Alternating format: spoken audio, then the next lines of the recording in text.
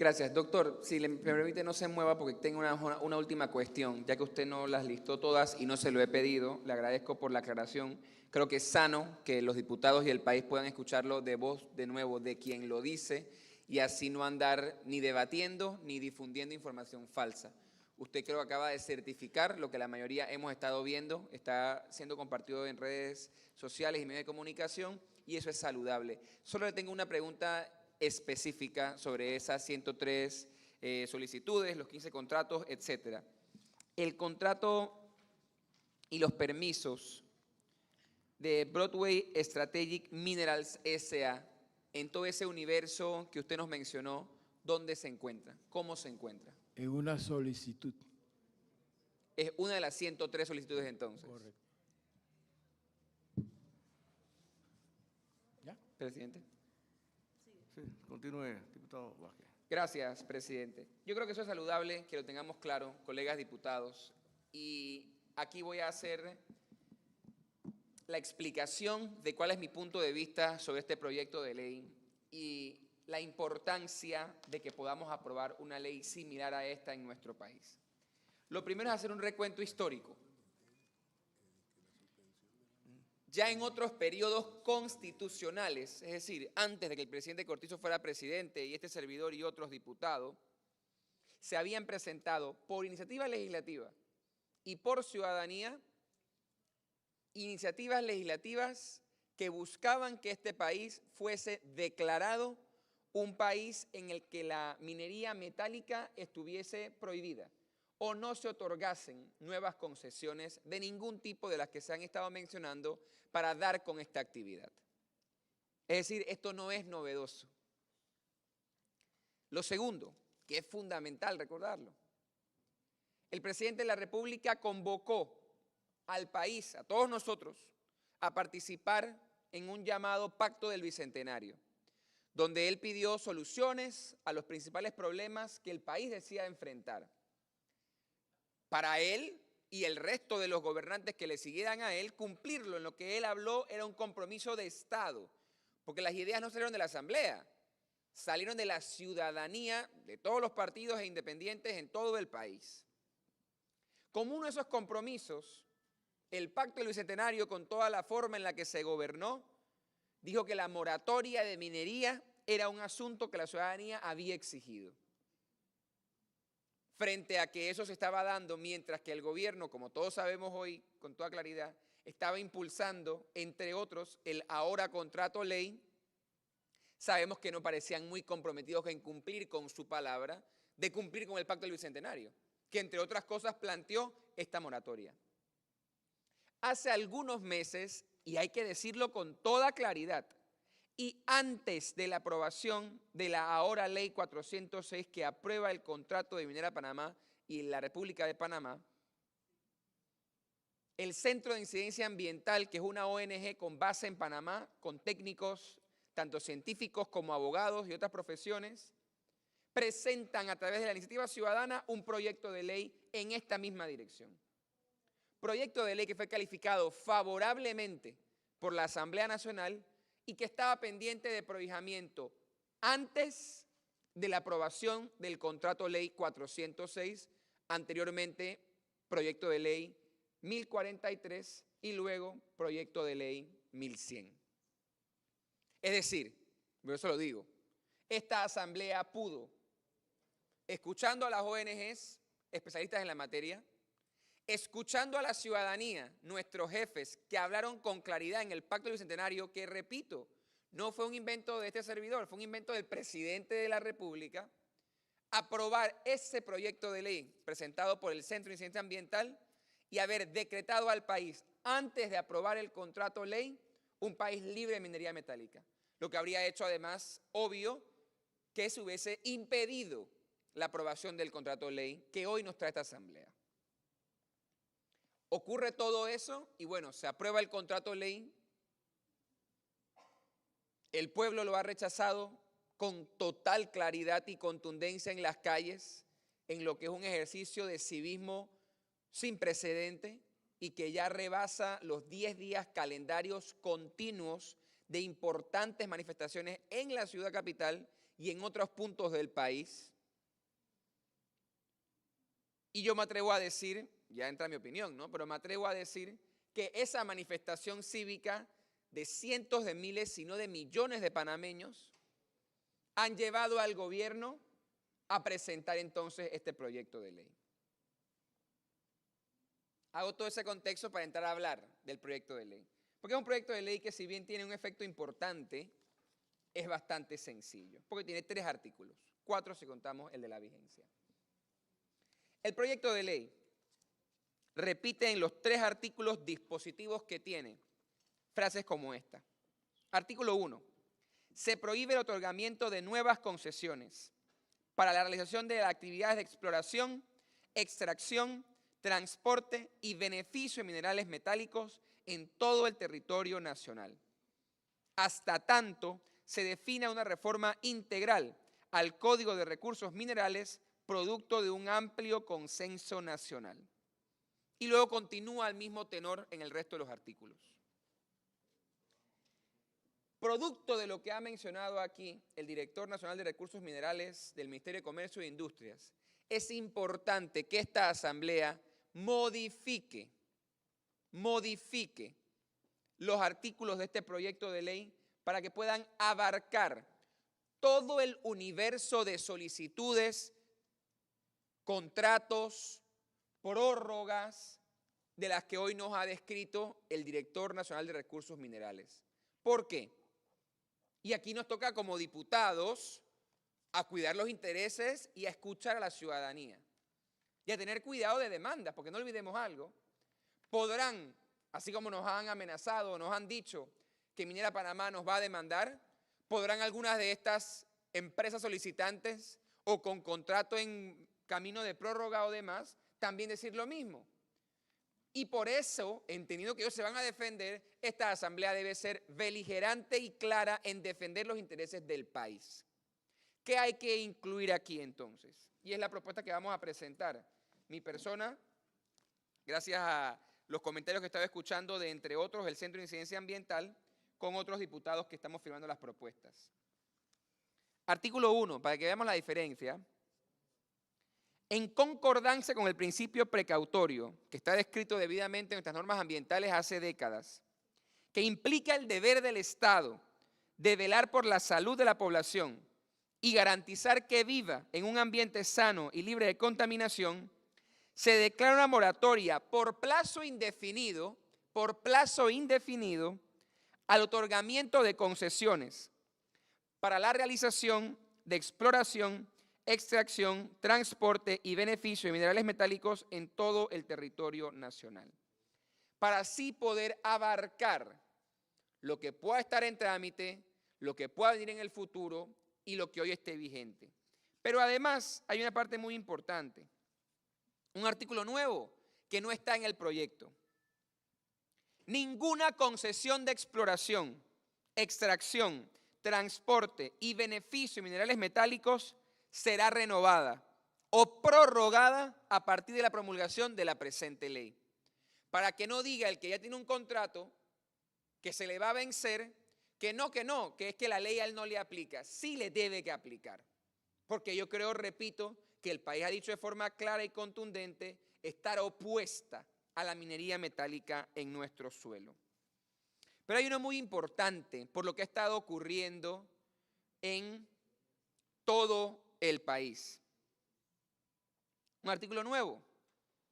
Toda entidad pública que haya emitido un acto administrativo no amparado en los artículos precedentes que viabilice la exploración, explotación y beneficio de minerales metálicos en la República de Panamá, incluyendo permisos preliminares o intermedios como conceptos favorables, viabilidad, no objeción, compatibilidad, conducencia, estudios de impacto ambiental, concesiones de agua y que se encuentren vigentes al promulgarse esta ley, procederán a su anulación de oficio, conforme al artículo 62 de la Ley 38 de 2000, por disposición de la presente ley en un término de 3 meses. Y ahí voy a explicar por qué.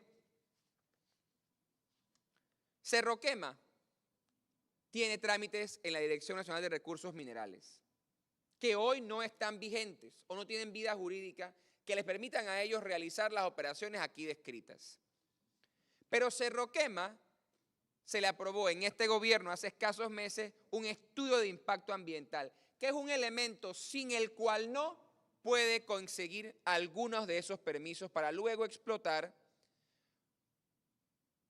o aprovecharse del recurso mineral. Esos estudios de impacto ambiental, que además habrá que ver cómo es que se hicieron, también deben ser anulados, porque todo lo que venga a poder viabilizar la operación de minería metálica en el país debe ser prohibido. Ahora vamos a hablar de algunas consideraciones que se han estado esbozando por algunos diputados y por algunos otros en distintos medios. Lo primero, la Constitución de la República es muy clara en su articulado, cuando entre otras cosas señala lo siguiente. En su artículo 257. Pertenecen al Estado, enumera una lista, y dice 5, las riquezas del subsuelo que podrán, repito, podrán ser explotadas por empresas estatales o mixtas o ser objeto de concesión o contrato para su explotación según lo establezca la ley. Lo que queremos es establecer una ley en la que ese podrán simplemente cerramos la oportunidad para que no se pueda llevar a cabo esa explotación de minería metálica en nuestro país. Y que no haya obstáculo y no haya condiciones. Porque este proyecto de ley que plantea esta normativa es importante. El país ha salido a la calle, en primer lugar, producto de la incomodidad, la molestia, la inconformidad con la forma en la que se aprobó el contrato con Minera Panamá. Prácticamente en 3 días calendario, sin permitir participación alguna y frente a comentarios, a mi juicio, atinados de que pueda tener vicios de inconstitucionalidad que, bueno, ahora están en la Corte definiéndose. La Asamblea lo aprueba, ignorando esos comentarios. El presidente lo sanciona en un tiempo récord, ignorando esos comentarios. Y deviene entonces el despertar de un clamor ciudadano. Ya sea de las varias formas que han mencionado algunos, el rescate administrativo, la derogatoria de la Ley 406, la declaratoria de inconstitucionalidad del contrato por la Corte según las acciones ya presentadas y en trámite. Cualquiera de esas opciones van a afectar única y exclusivamente, si lo hicieran además, las operaciones de Minera Panamá S.A. No de todas las otras, aproximadamente 100 solicitudes para distintas actividades relacionadas con minería metálica. O sea, si este país, como me parece a mí, ha dicho en la calle, ha decidido no ser un país minero, no debe solamente ver cómo resuelve el entuerto creado por este gobierno y los diputados que dieron su voto favorable en cuanto al contrato con Minera Panamá S.A., sino que debe brindar una garantía de no repetición a través de esta declaratoria de que no se van a dar más concesiones para no estar en la calle en 1 año, o en 2 años, o en 5 años, o en 1 mes, porque el gobierno, porque hay unas que el gobierno puede dar solo, o el gobierno y la Asamblea decidan brindar otras concesiones que ya el país ha rechazado. ¿Por qué hago toda esta aclaración? El artículo 1 de la propuesta del gobierno dice, habrá moratoria hasta tanto se define una reforma integral al Código de Recursos Minerales. Y aquí nuevamente estamos poniendo las cosas en desorden. Antes de pensar en traernos el contrato que nos trajeron, debimos haber pasado esta etapa. Pero es que ahora el país no está en momento de discutir cómo hacer minería, porque el país ha dicho en la calle que no es un país de vocación minera. Eso es la condición que impone el artículo 1 de la propuesta del gobierno, no viene al caso. Porque si por conducto de nuestros jefes, los ciudadanos en la calle, los diputados no vemos el momento, ni ahora ni en un tiempo largo, de entrar a modificar ese código de recursos minerales, ¿por qué ponernos eso como una condición, como si fuese una obligación que debemos cumplir? Yo creo que es fundamental que las modificaciones que le voy a pedir al presidente le instruya a la secretaria a leer y que han sido construidas para fortalecer esto y para garantizar que no tengamos más concesiones de minería metálica en el país, sean aprobadas por la comisión, poniendo atención a lo expresado en las calles por la ciudadanía. Porque, colegas, seamos responsables en algo. Lo que está ocurriendo en la calle es responsabilidad de no haber tomado en cuenta las opiniones que se esbozaron en esta comisión y en otros espacios a tiempo. A tiempo. Y lo que se está planteando ahora son distintas salidas que todas nos dejan en una mayor indefensión que si el Estado se hubiese caracterizado desde el momento que se decretó la inconstitucionalidad del contrato ley de 1997 y le dice a la empresa, aquí no hay nada que hablar. O antes de tomar una decisión, hicieran lo que ahora quieren hacer. Porque lamentablemente, miren lo irónico, primero decidimos y luego consultamos. Este gobierno ha innovado en pocas cosas, allí innovó. Se le ha ocurrido, la que para mí es una pésima idea, de primero tomar una decisión que compromete al país por aproximadamente 40 años y luego preguntarle al país si están de acuerdo o no, sabiendo que ya tomar la decisión para luego tirarla al piso nos puede traer otros problemas, porque es así, compañeros. Entonces yo me pregunto, ¿en qué quedaron las frases del que, como digo yo, me parece es el ideólogo del gobierno y de los diputados del gobierno, Omar Torrijos, cuando dijo que el que más consulta menos se equivoca? La consulta es antes, no después. La consulta debió hacerse para entender si la ruta tomada por el gobierno era la correcta, no para ahora plantear una votación en la que el gobierno, sabiendo cómo va a votar la gente, se limpie y diga, es que esto es lo que pidió el pueblo. No, señor. El pueblo le dijo de salida que no queríamos el contrato. Pero además, no solamente lo dijimos, porque la gente en la calle tiene el derecho a expresar lo que a bien tenga. Y así lo están haciendo, con un clamor claro y consistente. Pero además aquí escuchamos, yo no sé, cientos de profesionales en distintas ramas oponerse con argumentos sesudos a este contrato. Con argumentos sesudos a este contrato.